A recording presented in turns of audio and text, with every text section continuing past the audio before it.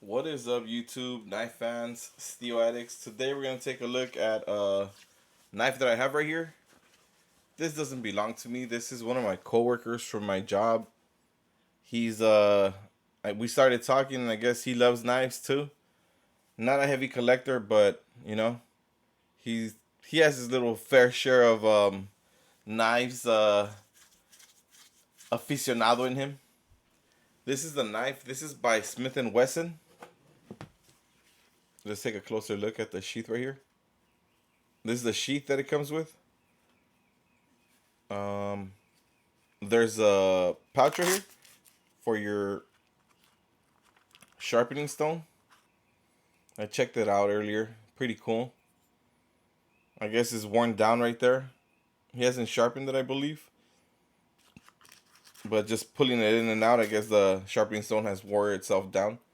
Has a big D-ring right here. Some attachment points right here and here. Plastic, thick plastic. Not Kydex, plastic. And it's held by these little screws right here. It's held down. Has two little straps right here, webbing, so you could attach it to a different kit.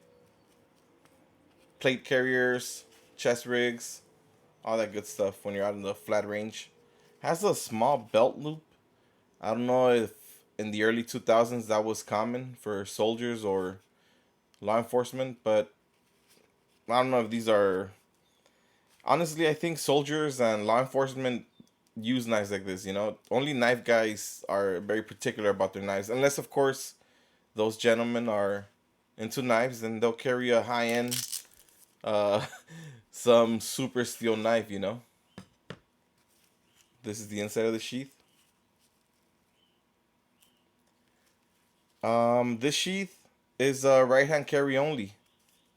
So left handed people, this might not be a good option for you. You know, sorry, uh, right handed world.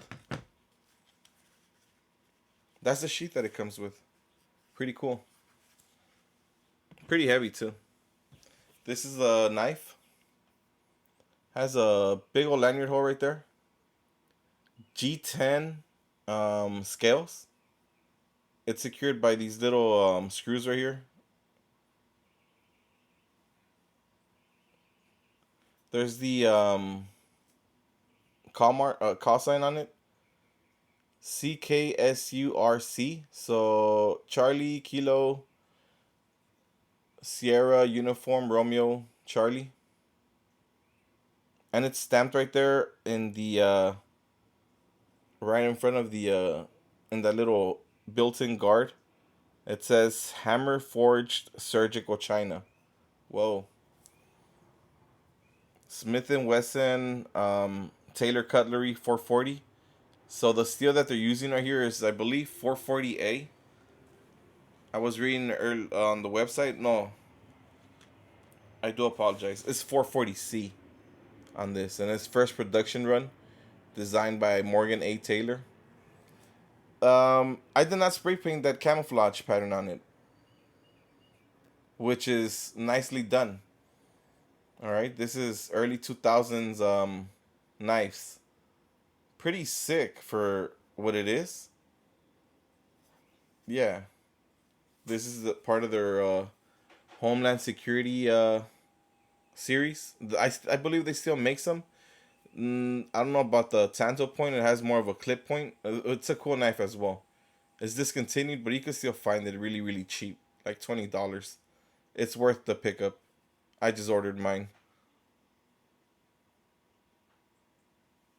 It says Urban Titanium Camo, patent pending on it. Closer look at the G10 scales from early 2000s. Pretty cool.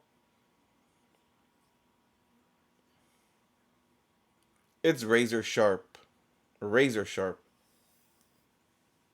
The sawback in the back, it's just for looks, to give you that Rambo look. Alright? Pretty cool knife. Let's check thickness. Quarter inch thick on this blade right here. And it tapers down towards the tip. but it tries to keep its 1/4 inch thickness all the way. Look at the tip thickness on that. Pretty good. Hollow ground, if I didn't mention it. Could you use this knife in a defensive situation? Oh, this knife offers that capability. It's one mean knife right there. This knife is mean. She is a mean knife right there. You have a guard built in. The only thing I don't like, and I'm going to be honest with you guys, is the way they cut out this blade right here.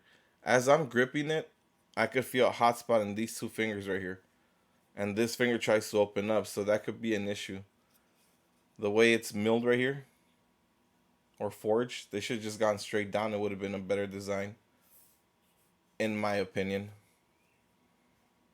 I don't know much about knife fighting, but like you guys, we all have opinions. And you could grab it in the reverse grip right here too. Pull it out. Forward grip. You could stick your finger in there. It's not going to cut you on that choil. Really cool looking knife. Let's give it a quick measure right here.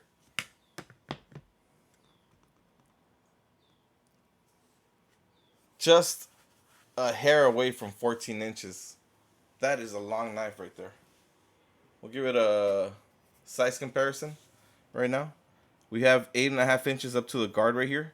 7.5 inch cutting surface or piercing surface, as we said with the Tantos. With the K-bar Tanto. Beautiful knife right here. This is what does it for me. Oh. Same cutting surface, just 1 inch shorter than the Smith & Wesson, and a whole lot lighter than that one. A whole lot.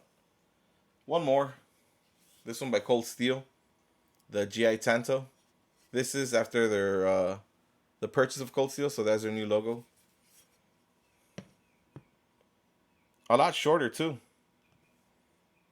We're looking at 2 inches shorter, with a 1, 2, 3, 4, 5.5 inch, 6 inch cutting surface on this one, so a whole inch shorter on the cutting surface. Next to that, the Smith & Wesson Homeland Security. Let's take these guys off.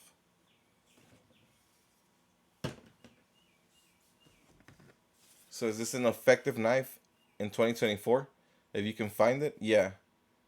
For all the collectors out there, they might bad talk Smith & Wesson, right? Oh, your knives are made in China. A lot of companies, American companies, have their knives made in China. Now this one is one of those, like, I think is one of those hidden gems. For that thickness, you have a pry bar right here. I don't think that thing's gonna break. It feels brittle, but I don't think it's gonna break, honestly. It's a massive knife. You would have to hold it in your hand. It's a cool knife to collect, for sure. And there you guys have it.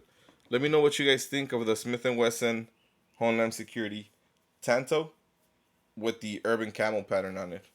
Until next time, guys.